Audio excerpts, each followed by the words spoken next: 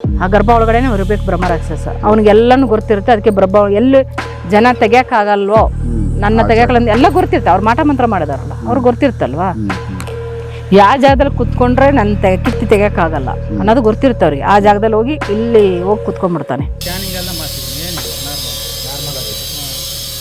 ಮಲ್ಕೊಂಡ್ರು ಹಂಗೆ ಆಗಲ್ಲ, ಮಲ್ಕೊಂಡ್ರು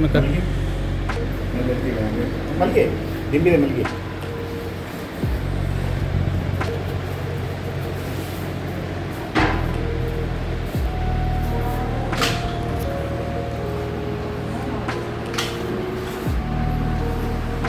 ಹಿಂಗೆ ಆಡ್ತಾನೆ ಇರುತ್ತೆ.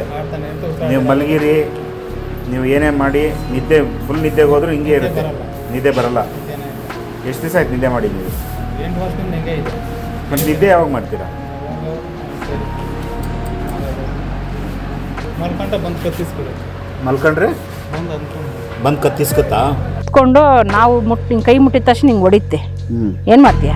ಓಕೆ, ತೆಗಿ ನೋಡೋಣ ಅನ್ನತ್ತೆ. ಆವಾಗ ನಮ್ಗೆ ಗೊತ್ತಾಗುತ್ತೆ ಇದು ಬ್ರಹ್ಮರಾಕ್ಷಸ ಅಂತ. ನಿದ್ದೆ ನಿದ್ದೆ ನಿದ್ದೆ ಅಂತ ಯಾವಾಗ ನೋಡು ನನಗೆ ಜಾಸ್ತಿ ನಿದ್ದೆ ಬರುತ್ತಪ್ಪ ಅಂತೇಳಿ ಮಲ್ಕೊಂಡೇ ಇರ್ತಾರೆ ನೋಡಿ, ಅವರು ಬ್ರಹ್ಮರಾಕ್ಷಸ. ಇನ್ನೊಂದು ಹುಡುಗಿಯರ ಮೇಲೆ ಬಂದ್ಬಿಟ್ರೆ ವಿಚಿತ್ರ ಸರ್, ಅದು ಹೇಳೋದು ಬೇಡ, ತುಂಬ ಕಾಟ ಕೊಡ್ತಾರೆ.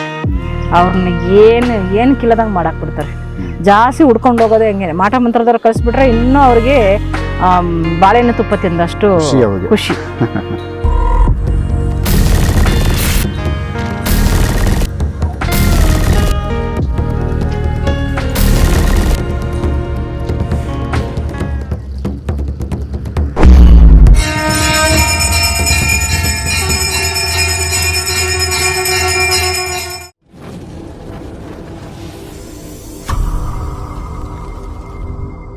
ನಮಸ್ಕಾರ ವೀಕ್ಷಕರೇ.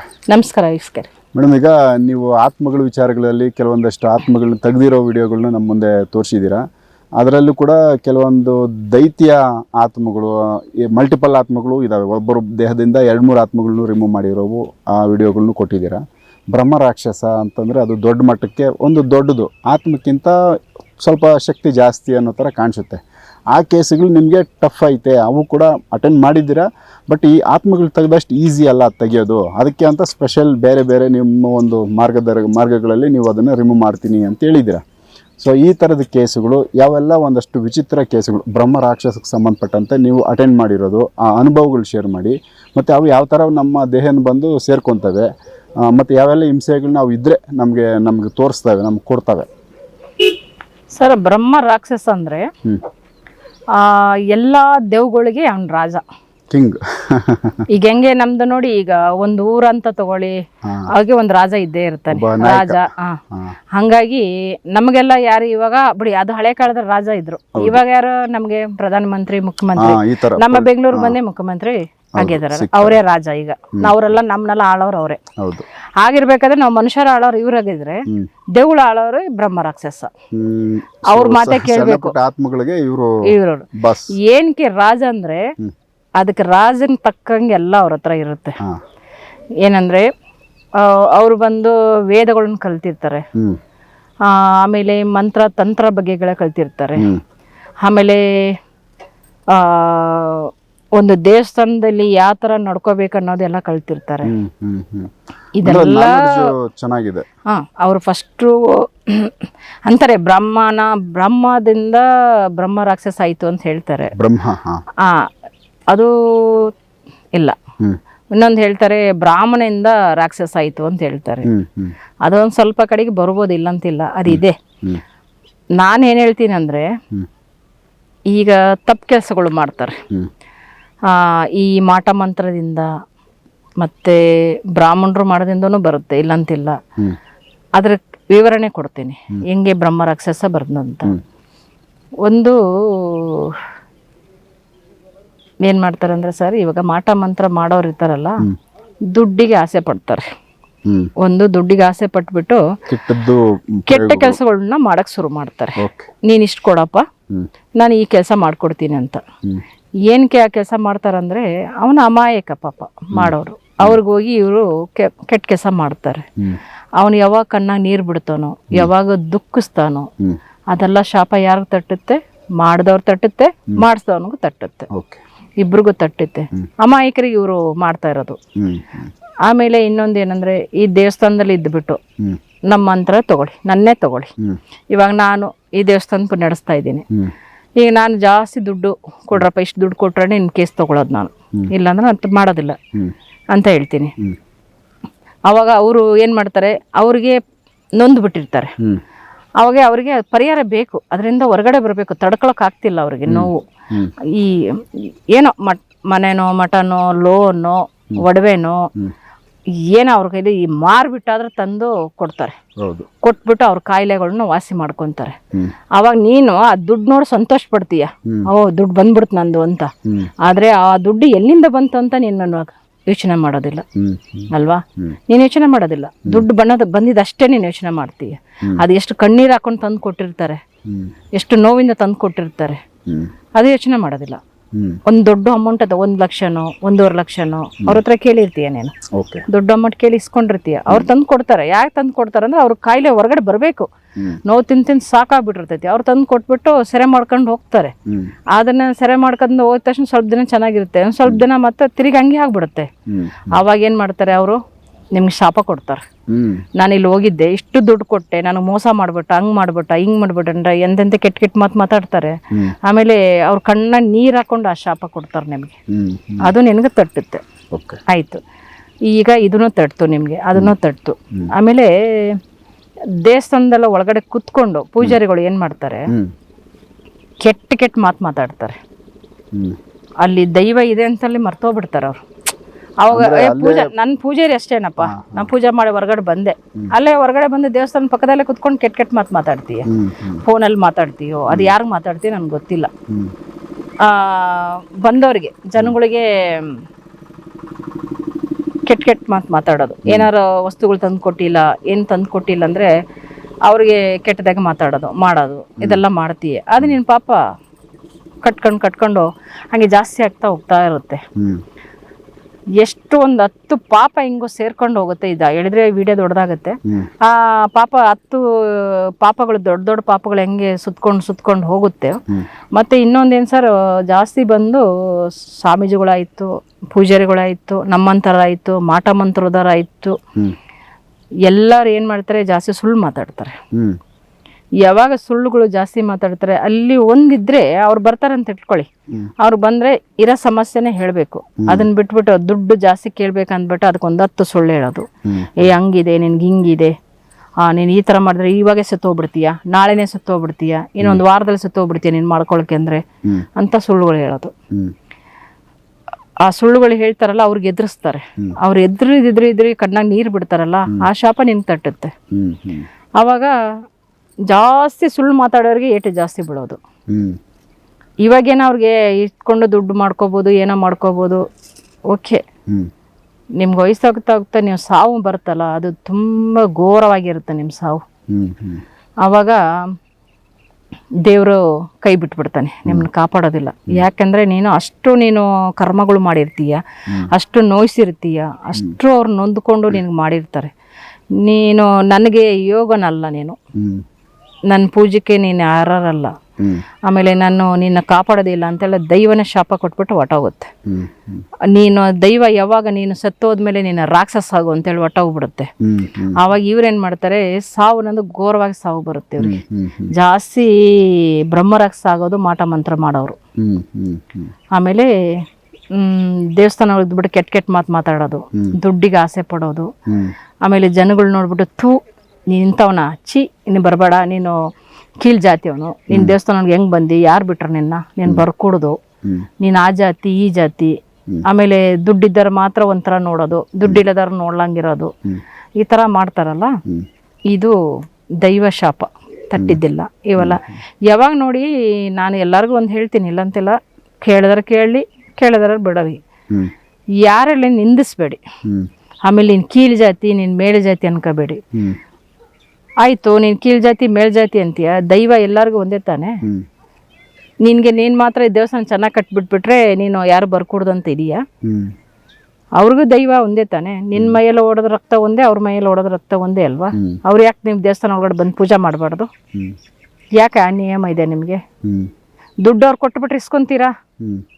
1 ಲಕ್ಷ ತಂದು ಕೊಟ್ಟು ತಗೋ ಸ್ವಾಮಿ ನನಗೆ ಸೆರೆ ಮಾಡೋ ಅಂದ ತಕ್ಷಣ ಇಸ್ಕೊಂತೀರಾ? ಯಾಕೆ ಅವ್ರ ದುಡ್ಡು ಕೀಳ್ ಜಾತಿ ಅಂತ ಗೊತ್ತಿರಲ್ವಾ? ಅವ್ರು ಮುಟ್ಟಿ ಕೊಡ್ತಾರಲ್ಲ ಅವಾಗ ಕೀಳ್ ಜಾತಿ ಅಂತ ಗೊತ್ತಿರಲ್ವಾ ನಿಮ್ಗೆ? ಗೊತ್ತಿರ್ತ ತಾನೆ?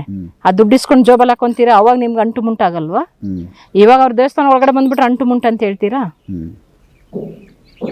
ಹಾ, ಅದು ನೋಡ್ತಾ ಇರುತ್ತೆ. ನೀವ್ ಏನೇನ್ ಮಾಡ್ತೀರ ದೈವ ಎಲ್ಲ ನೋಡ್ತಾನೆ ಇರುತ್ತೆ, ನೋಡಲ್ಲ ಅನ್ಕೋಬೇಡಿ. ಪ್ರತಿಯೊಂದು ದೈವ ನೋಡ್ತಾನೆ ಇರುತ್ತೆ. ಎಲ್ಲಾನು ಮನುಷ್ಯ ತರ ನೋಡಿ, ಮೃಗರ ತರ ಯಾರು ನೋಡ್ಬೇಡಿ. ಅವರು ಬರ್ತಾರ, ಅವ್ರಿಗೆ ಪೂಜೆ ಮಾಡಕ್ ಕೊಡಿ.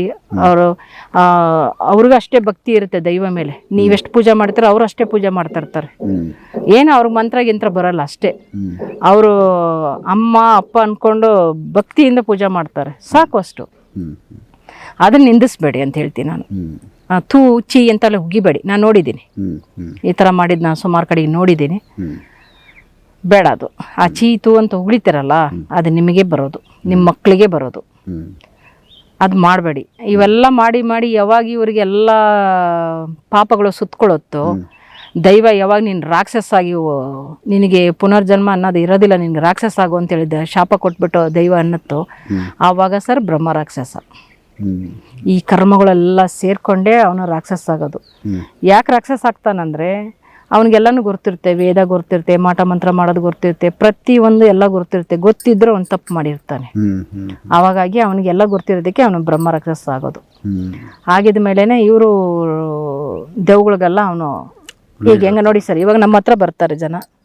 ನಮ್ಮ ಹತ್ರ ಬಂದಾಗ ನಮ್ಗೆ ಏನ್ ವಿದ್ಯೆ ಇರುತ್ತೆ ನಾವೆಲ್ಲ ಹೇಳ್ತಾ ಇರ್ತೀವಿ. ಇವಾಗ ನಾನು ಕುತ್ಕೊಂಡು ಹೇಳ್ತಾ ಇದ್ದೀನಿ ಅಂತ ಅನ್ಕೊಳ್ಳಿ, ಎಷ್ಟೋ ಜನ ನೋಡ್ತಾ ಇರ್ತಾರೆ ಅಲ್ವಾ? ಹಂಗೇನೆ ಅವ್ರಿಗೆ ವಿದ್ಯೆ ಇರುತ್ತೆ, ಬ್ರಹ್ಮ ರಾಕ್ಷಸ ವಿದ್ಯೆ ಇರುತ್ತೆ. ಅದನ್ನೆಲ್ಲ ದೇವ್ಗಳು ಕುತ್ಕೊಂಡು ಕೇಳೋದು ಮಾಡೋದು. ಇವ್ನು ನಮ್ಮ ರಾಜನಪ್ಪ, ಅವ್ರ ಮಾತನ್ನ ಇವ್ ಕೇಳ್ತಾರೆ. ಒಂದ್ ಸ್ವಲ್ಪ ಮಂತ್ರ ಘೋಷ ಎಲ್ಲ ಬಂದೆ, ಇವ್ನು ನಮ್ಮ ರಾಜ, ನಮಗೆಲ್ಲ ರಾಜ ಇವನೇ ಅಂತ ಹೇಳಿ ಅವರು ಡಿಸೈಡ್ ಮಾಡ್ತಾರೆ. ಅದೊಂದು ಲೋಕ ಬೇರೆನೇ ಇದೆ ಸರ್, ದೊಡ್ಡದು. ಅದು ಸ್ಟೋರಿ ಮಾಡನ್ರಿ, ಅದು ದೆವ್ಗಳದೇ ಒಂದು ಸ್ಟೋರಿ ಮಾಡನ್ರಿ. ಅದು ಹೆಂಗಿರ್ತಾರೆ, ಅವರು ಯಾವ ತರ ಇರ್ತಾರೆ ಅನ್ನೋದ್ ಬಗ್ಗೆ ನಾನು ಒಂದು ಬೇರೆ ಮಾತಾಡೋಣ. ಇದು ಈ ಕರ್ಮಗಳ ಬಗ್ಗೆ ಜಾಸ್ತಿ ಮಾಟ ಮಂತ್ರ ಮಾಡೋರು ಬ್ರಹ್ಮ ರಾಕ್ಷಸಾಗಿ ಬರ್ತಾರೆ. ಅವ್ರು ಅನ್ಕೊಂಡಿರ್ತಾರೆ ನಾನು ಸತ್ತೋದ್ಮೇಲೆ ದುಡ್ಡು, ಇವಾಗ ಅಷ್ಟೇ ದುಡ್ಡು ನೋಡ್ತೀನಿ ಅಂತ ಹೇಳ್ತಾರೆ. ನೀವು ಸತ್ತೋದ್ಮೇಲೆ ಬ್ರಹ್ಮ ರಾಕ್ಷಸನೇ ಆಗೋದು. ಎಷ್ಟೋ ಜನ ಒಂದು ಬ್ರಹ್ಮ ರಾಕ್ಷಸಗಳು ಮನುಷ್ಯನ ಮೇಲೆ ಯಾಕೆ ಅವು ಬರ್ತಾವೆ ತಿರ್ಗಾ ಸರ್? ಅವ್ರಿಗೆ ಯಾಕೆ ಬರ್ತಾರಂದ್ರೆ ಹೊಟ್ಟೆ ಹಸು ಜಾಸ್ತಿ ಆಗಿರುತ್ತೆ ಒಂದು, ಆಮೇಲೆ ರಕ್ತ ಅನ್ನೋದು ಬೇಕಿರುತ್ತೆ ಒಂದು, ಆಮೇಲೆ ಅವ್ರಿಗೆ ಲೇಡೀಸ್ ಹುಚ್ಚು ಒಂದಿರುತ್ತೆ ಒಂದು, ನಾನಾ ಕಾರಣಗಳಿದೆ ಸರ್ ಬ್ರಹ್ಮರಾಕ್ಷಸ ಬರಲಿಕ್ಕೆ. ಆಮೇಲೆ ಜಾಸ್ತಿ ಉಪಯೋಗಿಸ್ಕೊಳ್ಳೋದು ಈ ಮಾಟ ಮಂತ್ರದವರು. ಈ ದೊಡ್ಡ ದೊಡ್ಡ ಮಂತ್ರವಾದಿಗಳು ಇದ್ದಾರಲ್ಲ, ಅವರು ಉಪಯೋಗಿಸ್ಕೊಂಡು ಒಳ್ಳೆ ದುಡ್ಡು ತೊಗೊಂಡು ಇಂಥದಕ್ಕೆ ಹೋಗಿ ಈ ಕೆಲಸ ಮಾಡೋ ಅಂತ ಮಾಡ್ತಾರೆ. ಅವ್ರು ಒಂದು ಕೆಲಸ ಹೇಳಿದ್ರೆ ಇದು 10 ಕೆಲಸ ಮಾಡುತ್ತೆ ಹೋಗಿ. ಈ ರಾಜ ಅಲ್ವಾ, ನೀನು ಒಂದು ಕೆಲಸ ನಾನು ಯಾಕೆ ಮಾಡಲಿ, ನಾನು 10 ಕೆಲಸ ಮಾಡ್ತೀನಿ ಅಂತ ಹೇಳ್ತಾರೆ. ಅವ್ರ ಜುಟ್ಟು ಅವ್ರು ಹಿಡ್ಕೊಂಡಿರ್ತಾರೆ, ಅವ್ರಿಗೆ ಗೊತ್ತಿರುತ್ತೆ ಎಲ್ಲಿ ಇದೆ. ಅವರು ಹೋಗಿ ಆಳದ ಮರ ಹತ್ರ ಹೋಗಿ ಹಿಡ್ಕೊಂಬರ್ತಾರ ಸರ್ ಬ್ರಹ್ಮ ರಾಕ್ಷಸನ. ಜಾಸ್ತಿ ಆಳದ ಮರದಲ್ಲೇನೆ ಬ್ರಹ್ಮ ರಾಕ್ಷಸ ಇರ್ತಾನೆ, ವಾಸ ಮಾಡ್ತವೆ. ವಾಸ ಅಲ್ಲೇ ಮಾಡೋದು, ಅಲ್ಲೇ ಕುತ್ಕೊಂಡಿರ್ತವೆ, ಅಲ್ಲೇ ವಾಸ ಮಾಡ್ತವೆ. ದೇವಸ್ಥಾನ ಮುಂದೆ ಆಲ್ಮರ ಇದ್ರೆ ಇರ್ತವೆ, ಅಲ್ಲೇ ಇರ್ತವೆ. ಯಾಕಂದ್ರೆ ಅವರು ಅದೆಲ್ಲ ಕಲಿತಿರ್ತಾರಲ್ವಾ. ಯಾರ ಮಂತ್ರ ಹೇಳ್ತಾವ ಸರ್ ದೇವ್ಗಳು ಹೇಳ್ತವೆ. ಬ್ರಹ್ಮ ರಾಕ್ಷಸ ಮುಂದೆ ಬಂದ್ರೆ ಅವು ಮಂತ್ರ ಹೇಳ್ತಿರ್ತಾರೆ, ಹಿಂಗಿ ಜರ್ಜರ್ ಹೋಗ್ತಾ ಇರ್ತಾರೆ. ಮಂತ್ರ ಎಲ್ಲ ಹೇಳ್ತಾರ ಅವ್ರು. ಈಗ ನಮ್ಮ ಮಂತ್ರ ಹೋದ್ರೆ ನಮ್ಗೆ ಮಂತ್ರ ಹೇಳ್ತಾರ ಅವ್ರು. ಅದಕ್ಕೆ ನಾವ್ ಹಿಡಿಯಕ್ಕಾಗಲ್ಲ ಸರ್, ಅವ್ರು ಬೇಗ ಕಳ್ಸಕ್ಕಾಗಲ್ಲ. ನಾವೇನಾದ್ರು ಕೇಸ್ ಹಿಡಿಯಕ್ ಹೋದ್ರೆ ಅವ್ನ್ ಮಂತ್ರ ಹೇಳ್ತಿರ್ತಾರೆ, ನೀನ್ ಹೆಂಗ್ ಕಳಿಸ್ತೀನಿ ನೋಡ್ತೀನಿ, ನಾನು ಮಂತ್ರ ಹೇಳ್ತೀನಿ ಅಂತ ಹೇಳ್ತಾರೆ. ನೀವ್ ಹೇಳಿದ ಮಂತ್ರಕ್ಕೆ ಅವ್ರು ಅಪೋಸಿಟ್ ಹೇಳ್ತಾರೆ. ಅವ್ರಿಗೆಲ್ಲ ಗೊತ್ತಿರುತ್ತಲ್ಲ, ಹಾಗಾಗಿ ಅದಕ್ಕೆ ನಮ್ದು ಕೆಲಸ ಮಾಡಲ್ಲ ಸರ್. ಅದಕ್ಕೆ ನಾನು 6 ತಡೆ ಅಂತ ತಗೊಳೋದು ಅವ್ರಿಗೆ.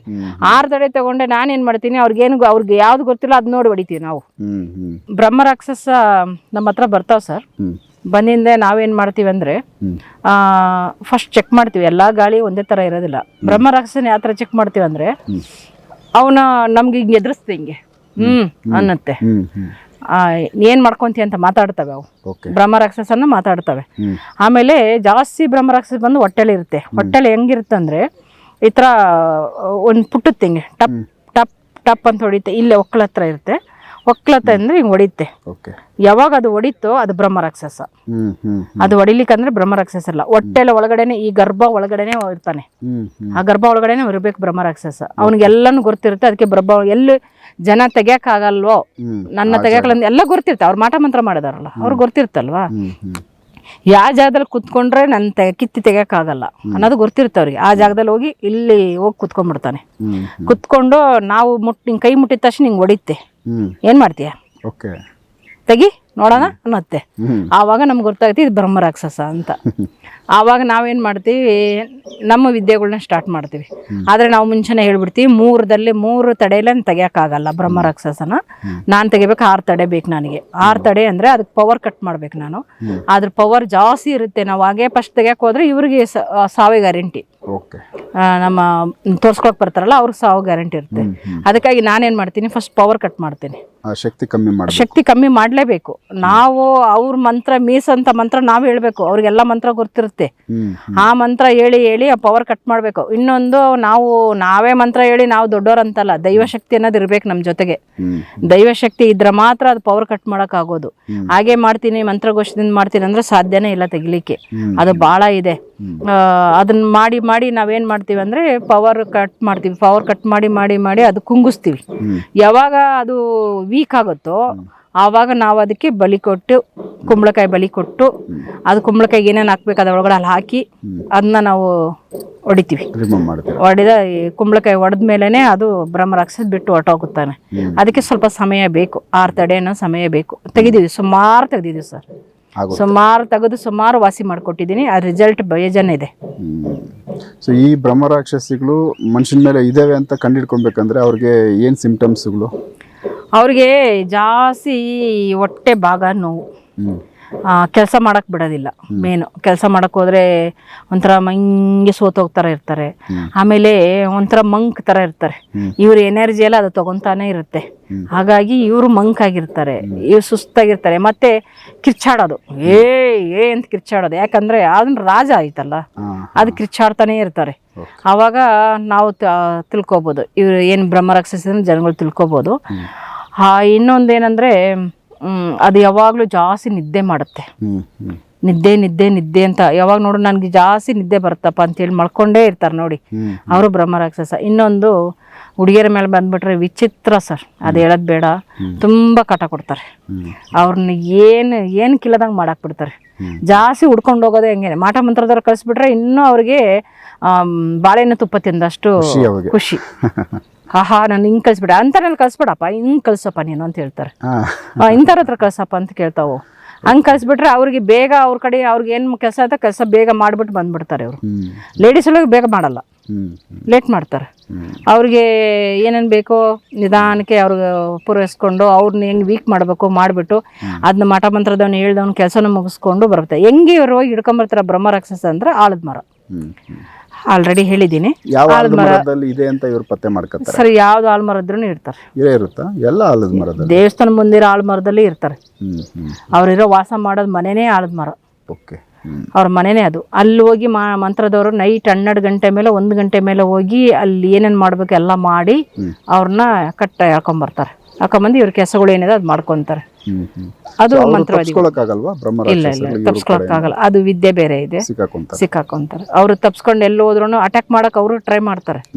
ನೀನೇನ್ ಮಾಡ್ತಾರೆ ಅಟ್ಯಾಕ್ ಮಾಡಕ್ಕೆ ಇವರು ಎಲ್ಲ ಅದಕ್ಕೆ ತಕ್ಕಂಗೆ ಇವ್ರು ಮಾಡ್ಕೊಂಡಿರ್ತಾರೆ. ಈ ತರ ಏನೇನು ಬಲಿ ಕೊಡ್ಬೇಕೋ ಕೊಟ್ಬಿಟ್ಟು ಅವ್ರಿಗೆ ಅದನ್ನ ಅಲ್ಲಿ ಬಂಧಿಸ್ಬಿಟ್ಟಿರ್ತಾರೆ. ಹಾಗಾಗಿ ಅವ್ರು ತಪ್ಸ್ಕೊಳಕ್ಕೂ ಆಗಲ್ಲ, ಇವ್ರು ಹೇಳ್ದಂಗೆ ಕೇಳಬೇಕು. ಅಂದ್ರೆ ಇವಾಗ ಮೇನ್ ಬ್ರಹ್ಮರಾಕ್ಷಸ ಮನುಷ್ಯರ ಮೇಲೆ ಬಂದ್ರೆ ಹೊಟ್ಟೆ ಭಾಗ ತುಂಬಾ ತೊಂದರೆ ಬರುತ್ತೆ.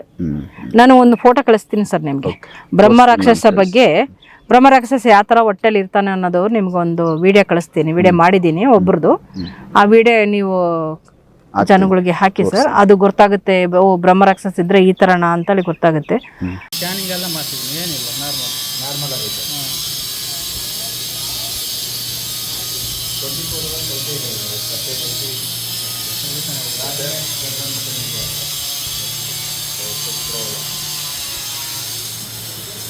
ಮಲ್ಕೊಂಡ್ರು ಹಂಗೆ ಆಗಲ್ಲ. ಮಲ್ಕೊಂಡ್ರು ಮಲ್ಗೆ ದಿಂಬಿದೆ ಮಲ್ಗೆ.